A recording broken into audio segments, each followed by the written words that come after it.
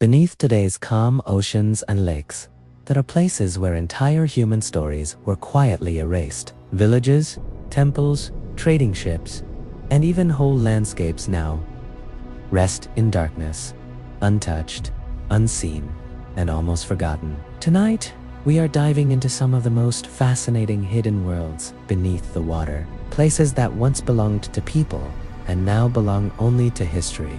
Long before the North Sea existed as we know it today, a wide and fertile land connected Britain with mainland Europe. This vanished region is known as, it was not a narrow coastline. It was a living landscape filled with rivers, forests, wetlands, and wide hunting grounds. Families once walked freely across it, following animals and building camps along freshwater streams. As the last ice age slowly came to an end, global sea levels began to rise. Little by little, the lowland disappeared beneath the waves. But the final blow may have come from a powerful underwater landslide near Norway.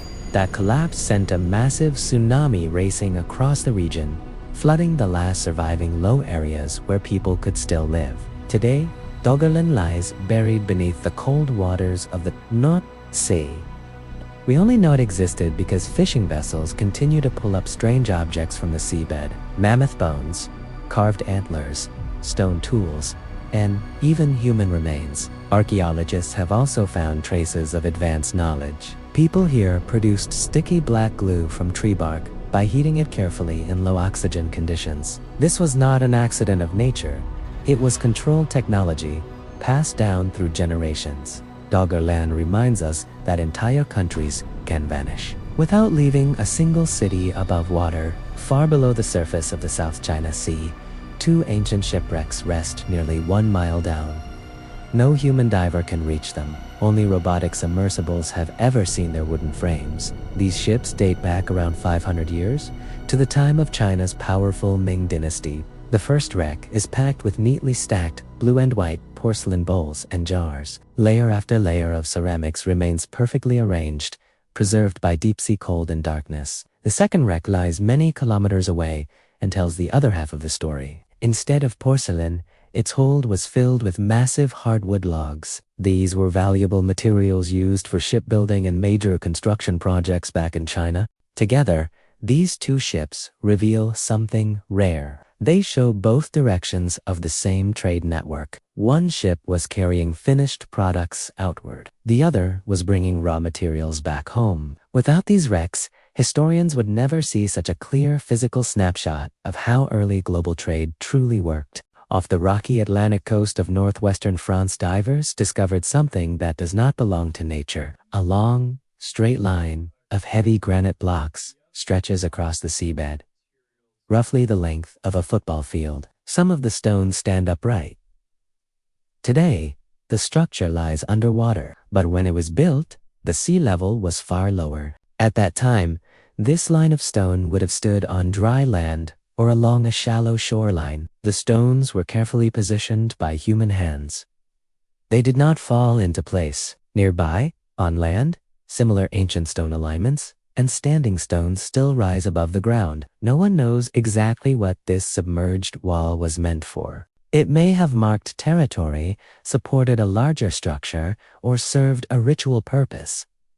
What is clear is this: thousands of years ago, people organized large groups, transported enormous blocks, and reshaped their landscape, only for the sea to eventually swallow it all. High in the mountains of Central Asia lies a vast, deep lake. Issyk-Kul sits in a cold region of snow and wind, yet its waters rarely freeze. Beneath its surface, near the modern shoreline, archaeologists had discovered the remains of old settlements. Earthquakes gradually shifted the land and altered the shape of the lake's edge. Over centuries, entire neighborhoods slipped below the waterline. Divers have documented building foundations, stone walls, and burial areas. The artifacts recovered from the lake reveal something even more interesting. They come from multiple cultures, nomadic groups, settled farmers, and traders who once moved between east and west. This region once sat along important travel routes linking China, the Middle East, and Europe. Issyk-Kul was not a remote lake. It was a crossroads. Along India's southeastern coastline stands the historic town of Mahabalipuram. For centuries, legend spoke of magnificent temples that once lined the shore, most of them lost to the ocean. For a long time, historians believed these stories were symbolic rather than real. That changed in 2004. A powerful earthquake in the Indian Ocean triggered a devastating tsunami. Moments before the waves struck land, the sea suddenly pulled back from the coast. For a brief and haunting window of time, parts of the seafloor were exposed. Eyewitnesses reported seeing stone rows and carved shapes where water normally covered everything. Later surveys confirmed it.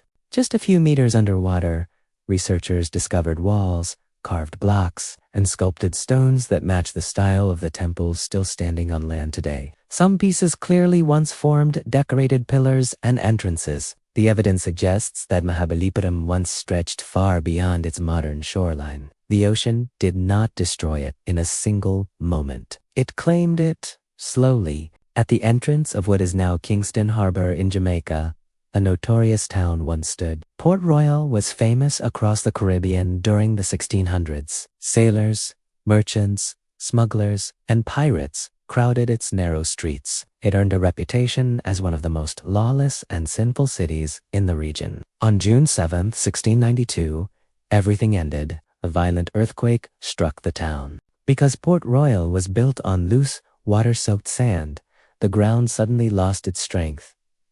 Entire streets split apart. Buildings tilted, collapsed, and slid straight into the sea. Large sections of the city disappeared into the harbor within minutes.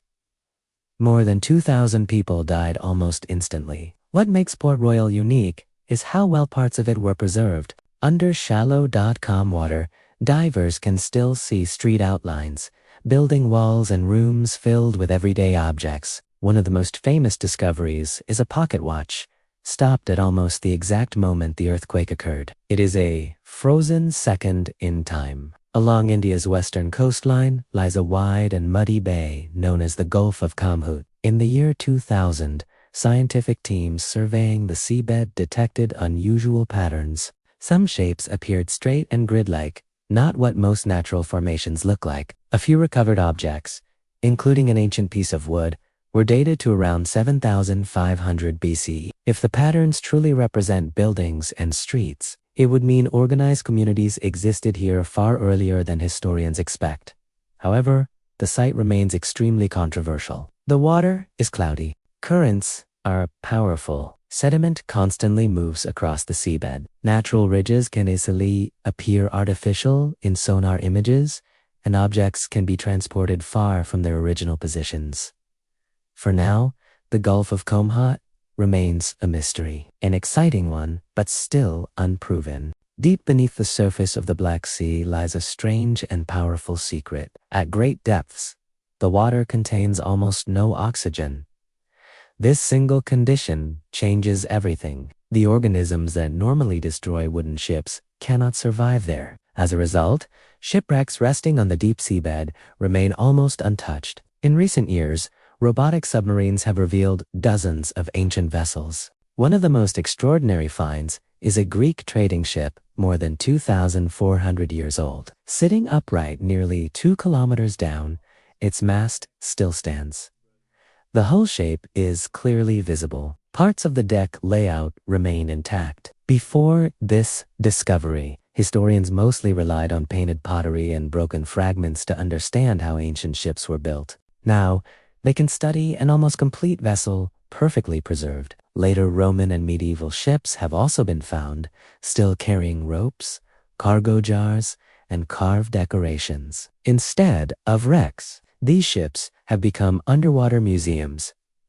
Across the forests of Mexico's Yucatán Peninsula lie thousands of natural sinkholes filled with water. They are known as Sunken. To the ancient Maya civilization, these were not simple pools. They were entrances to the underworld, gateways between the human world and the world of spirits. Many cenotes connect to vast underwater cave systems. In one of these caves, divers discovered the skeleton of a young girl who lived around 13,000 years ago. Her remains were found alongside bones of animals that no longer exist. When she died, the cave was dry. People and animals could walk into it. Only later did rising water flood the tunnels, sealing everything inside. Thousands of years after that, the Maya began using these same caves and cenotes for ceremonial purposes. Deep inside the darkness, researchers have uncovered pottery, incense burners, stone platforms, and human remains. Many of these offerings appear to be linked to rain and water deities, essential forces for survival in the region. The cenotes preserve two completely different chapters of human history within the same flooded space. Across oceans, lakes, and underground caves, the water has quietly become the greatest archaeologist on Earth. It hides, it protects, and sometimes it reveals. Beneath the surface of our modern world, lost lands still wait. Silent reminders that human civilization has always lived at the edge of nature's power. And one day, our own cities may join them.